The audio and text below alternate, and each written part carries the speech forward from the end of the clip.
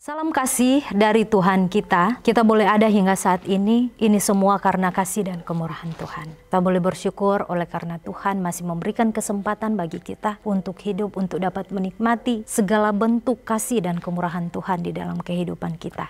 Kita akan masuk di dalam perenungan pekabaran firman Tuhan, saudara-saudaraku yang terkasih, di dalam buku yang dituliskan oleh hamba Tuhan, Nyonya Ellen G. White, dalam buku Yesus Nama di Atas Segala Nama. Kita akan membahas topik perenungan pekabaran firman Tuhan di saat ini dengan judul Benih yang Dijanjikan. Ayat inti kita terdapat di dalam Ibrani 7 ayat 14, firman Tuhan mengatakan, sebab telah diketahui semua orang bahwa Tuhan kita berasal dari suku Yehuda, dan mengenai suku itu Musa tidak pernah mengatakan suatu apapun tentang imam-imam.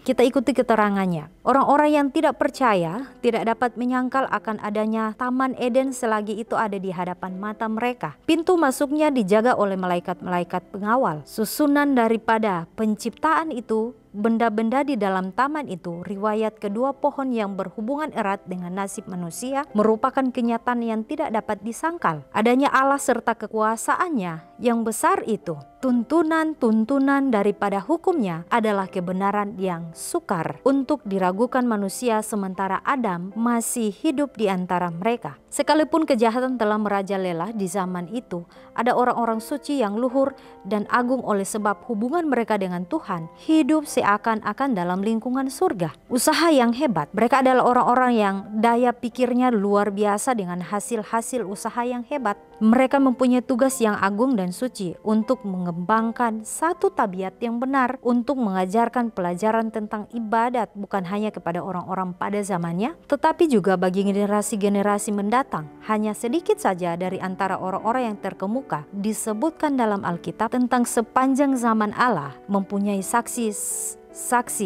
setiawan, penyembah-penyembah sejati. Pekabaran di saat ini, saudara-saudaraku, menceritakan tentang kisah nyata, menceritakan tentang skenario yang dibuat oleh Tuhan sendiri, di mana Dia mencatat, Dia mau menulis tentang kedatangannya yang menjadi juru selamat. Dari suku mana Dia akan dilahirkan. Dalam pekabaran firman Tuhan di Ibrani 7 ayat 14, kalau kita baca dan kita telaah bersama, kita renungkan bersama, ada hal yang sangat penting yang kita akan dapati. Dalam firman Tuhan, dalam Ibrani 7 ayat 14, di sana dikatakan, sebab telah diketahui semua orang bahwa Tuhan kita berasal dari suku Yehuda, dan mengenai suku itu Musa tidak pernah mengatakan suatu apapun tentang imam-imam. Mengapa Musa tidak mengatakan suatu pun tentang imam-imam? Oleh karena Tuhanlah yang menjadi imam besar kita, yang menjadi pengantara manusia yang fana ini, yang menjadi pengantara kita, saudara-saudaraku, lepas pribadi. Ketika kita berdosa, hubungan kita dengan Tuhan kita, dengan Allah yang menciptakan kita, terputus. Oleh karena apa? Dosa-dosa kita. Sehingga di sana dikatakan Musa tidak pernah mengatakan suatu pun tentang imam-imam. Oleh karena apa? Di sini dikatakan bahwa akan ada seorang yang dicatat dalam sejarah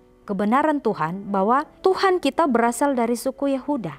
Yang akan dijelaskan juga dari pekabaran firman Tuhan di saat ini, bahwa suku Yehuda sejarahnya adalah diawali oleh sejarah hamba Tuhan namanya Henok. Di sana dikatakan bahwa Henok hidup 65 tahun dan ia memperoleh seorang anak yang dipercayakan Tuhan di dalam kehidupan rumah tangganya. Henok ini adalah seorang hamba Tuhan yang setia. Dia adalah seorang masyarakat, dia adalah seorang pemimpin hamba-hamba Tuhan pada saat itu yang tetap percaya kepada Tuhannya. Dia yang memperjuangkan iman pada saat itu ketika di dalam lingkungan kehidupannya, di dalam lingkungan masyarakat pada saat itu, di dalam pekabaran firman Tuhan, dalam Alfa Omega Jilid pertama halaman 88 dan 89 dikatakan bahwa sekalipun kejahatan telah merajalela di zaman itu, ada orang-orang suci yang luhur dan agung oleh sebab hubungan mereka dengan Tuhan hidup seakan-akan dalam lingkungan surga. Mereka adalah orang-orang yang daya pikirnya luar biasa dengan hasil-hasil usaha yang hebat. Jadi saudara-saudaraku, walaupun diliputi atau dikelilingi oleh kejahatan yang merajalela pada saat itu, tetapi hamba Tuhan ini, Henok, tetap mempertahankan imannya. Henok tetap mempertahankan imannya. Kemudian dalam pekabaran firman Tuhan dikatakan bahwa mereka adalah orang-orang yang daya pikirnya luar biasa dengan hasil-hasil usaha yang hebat. Jadi ketika pun kita di saat ini saudara-saudaraku, ini juga menjadi gambaran realita kehidupan kita di akhir zaman ini.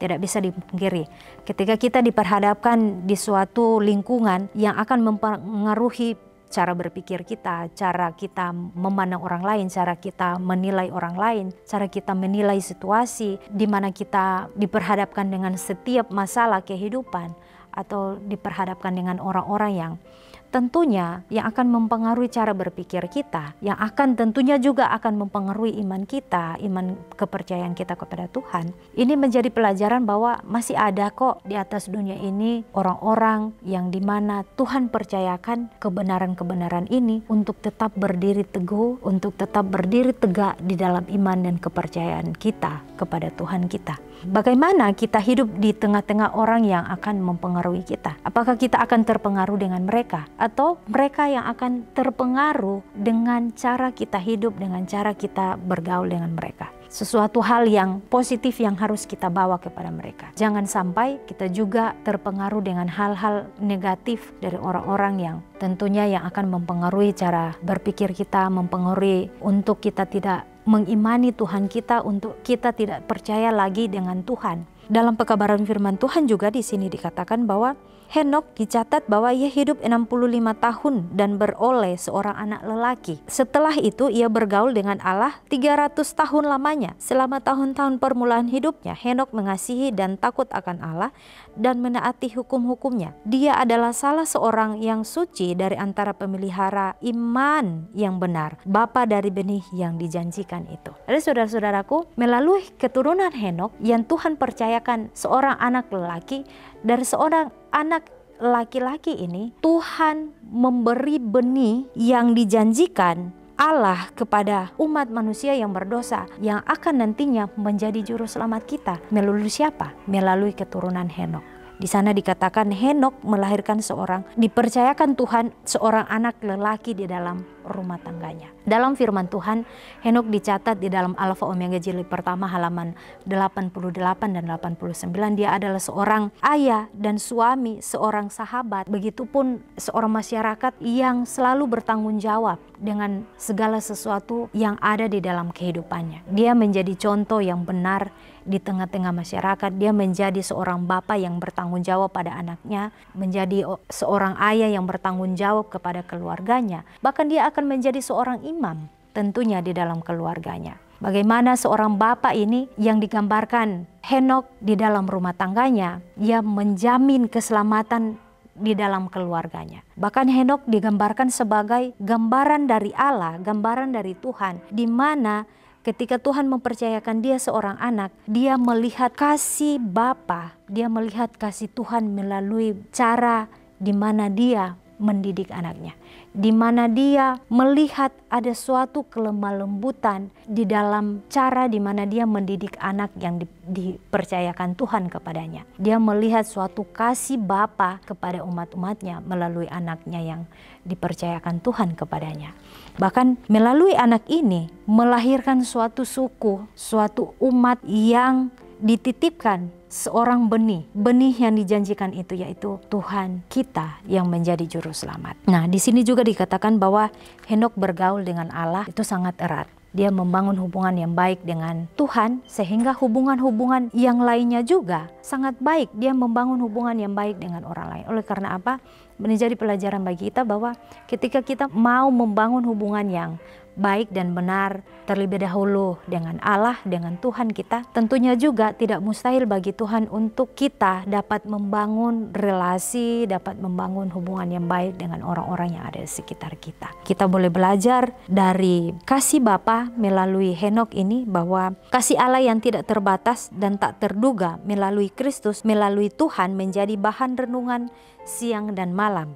Dan dengan segala daya upaya ia berusaha untuk menyatakan kasih itu kepada orang-orang yang hidup di sekelilingnya. Alfa dan Omega jilid pertama halaman 87 dan 89. Jadi saudara-saudaraku, di dalam kehidupannya dia mengikuti contoh dan teladan Tuhannya. Dia memberi kasih kelemah lembutan kepada anaknya.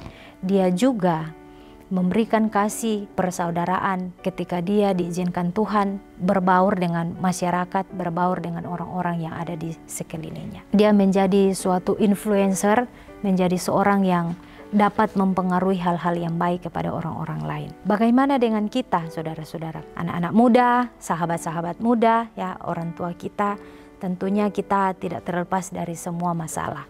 Tetapi biarlah kiranya, saudara-saudaraku, kita ingat bahwa tidak ada yang mustahil bagi Tuhan ketika kita mau membangun hubungan yang baik dengan Tuhan terlebih dahulu.